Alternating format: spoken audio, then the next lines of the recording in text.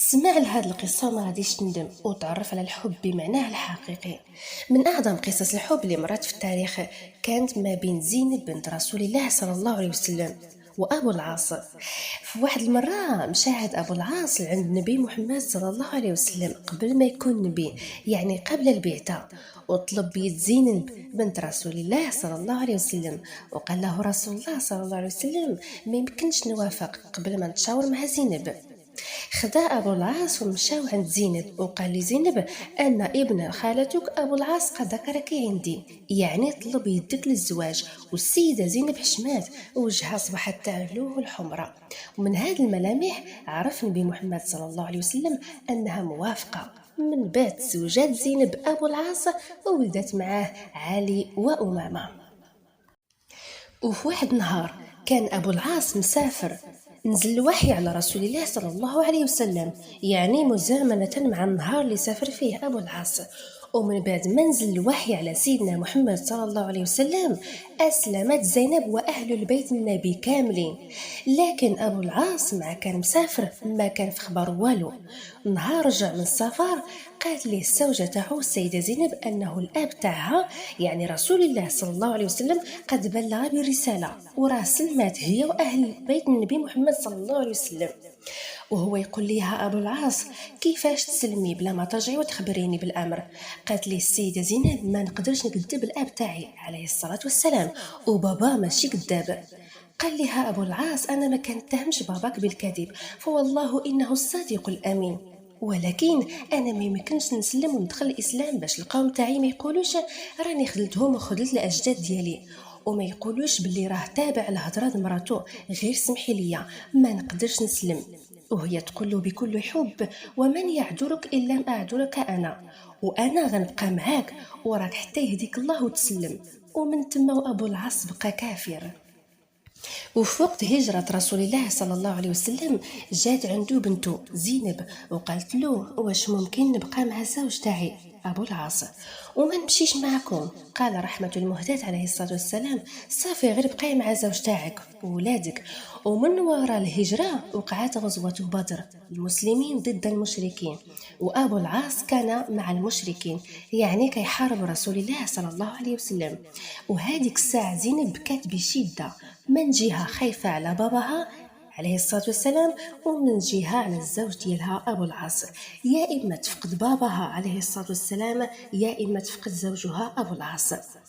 من بعد ما سالت المعركة بفوز المسلمين ومن بين أسرى اللي أسروه المسلمين، كان أبو العاص وصلت الأخبار لمكة، ووصلت الأخبار لزينب باللي المسلمين انتصروا على المشركين. تم زينب سجدت شكرا لله وحمدت الله على أن باباها ومسلمين انتصروا على المشركين. وهي تقولهم وشنو وقع لأبو العاص، وهما يقولوا لها راه المسلمين شدوا أبو العاص أسير عندهم، وفي ديك الوقت الأسير كان إلا بغيتي تخرج من الأسر خصك تفديه بشي حاجة، والسيدة زينب ما كان عندها والو باش تفدي زوج ديالها من غير واحد القلادة عطاتها لها الأم تاعها أم المؤمنين خديجة رضي الله عنها، وهي تعطيه ديك القلادة للأخ أبو العاص وقالت ليه سير دي هاد القلادة وفدي بها أبو العاص. ومشى بغى يفدي خوه، مع الامور تاع الافتداء كان تحت امر رسول الله صلى الله عليه وسلم. خدا القلاده وتشابهت ليه، وهو يقول لهم عليه الصلاه والسلام لمن هذه القلاده؟ وهما يردوا عليه قالوا هاد القلاده جات فداء لابو العاص.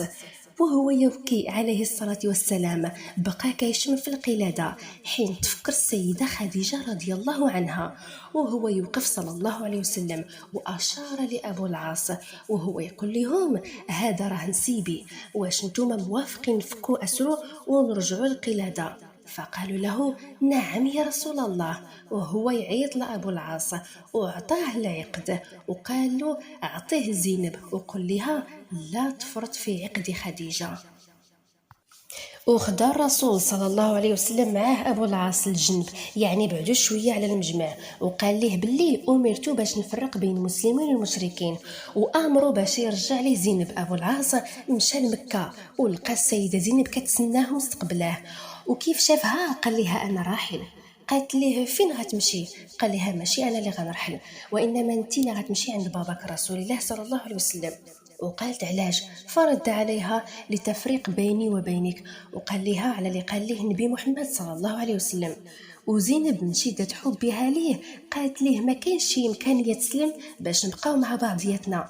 قال لها لا صافي. السيده زينب مشات وخدات ولادها وراحت عن رسول الله صلى الله عليه وسلم الاب تاعها لمده 6 سنين. وفي هذه المده تقدم لطلب الزواج منها العديد، لكنها كانت كترفض لانها كتسنى ابو العاص يرجع لها وهو مسلم. فقام رسول الله صلى الله عليه وسلم وقال لهم هذا نسيبي وهذا رجل صدقني وحدثني ووعدني ووفى لي، واش تقبلوا ترجعوه ليه فلوسه وترجعوه لبيتو؟ فانا غنكون حابب هذا الشيء، وإلا ما بغيتوش فراه عندكم الحق والامر كله لكم. قال رسول الله المشاورة يا حبيبي يا رسول الله نكملوا؟ قالوا ليه نعم يا رسول الله. ورجع رسول عند زينب وقال لها لقد أجرنا من أجرتي، يعني عاوننا لعاونتي، فأكرمي مثواه، راه ولد خالتك وأب ولادك لكن ما يقربش ليك وماشي حلال عليك. مشات زينب عند أبو العاص قالت ليه أهان عليك فراقنا؟ واش فراقنا جاك سهل؟ واش ممكن تسلم وتبقى معنا؟ قال لها أبو العاص لا، وهز فلوسه ورجع لمكة ووقف عند القوم تاعو وقال لهم يا قوم هذه فلوسكم رجعت لكم، واش باقا شي حاجة ناقصة؟ قالوا ليه جزاك الله عنا خير الجزاء. وهنا أبو العاص رفع يده وقال أما أنا فإني أشهد أن لا إله إلا الله وأن محمدا رسول الله. ومن بعد رجع عند النبي وقال ليه البارح أجرتني واليوم رجعت عندك باش نقول لك أشهد أن لا إله إلا الله وأنك نبي الله ورسوله. من بعد شدوا رسول وغادي بي عند زينب وقال لها إن ابن خالتك جاني اليوم باش ترجعي ليه، واش موافقة؟ وكيف العادة حشمات ووجه ديالها حمر، وعرف الرسول صلى الله عليه وسلم أنها موافقة. لكنها من بعد سنة ماتت السيدة زينب، وهنا الحب ديال أبو العاص لزينب خلاه ينهار بالبكاء لدرجة أنه رسول الله صلى الله عليه وسلم كيبقى جالس حداها باش يهون عليه، وهو يقول أبو العاص يا رسول الله والله ما عدت أطيق الدنيا من غير زينب. وبعدها بسنة مات أبو العاص من شدة حزنه على فراق السيدة زينب. وهنا صارت القصة من أعظم قصص الحب اللي مرت في التاريخ.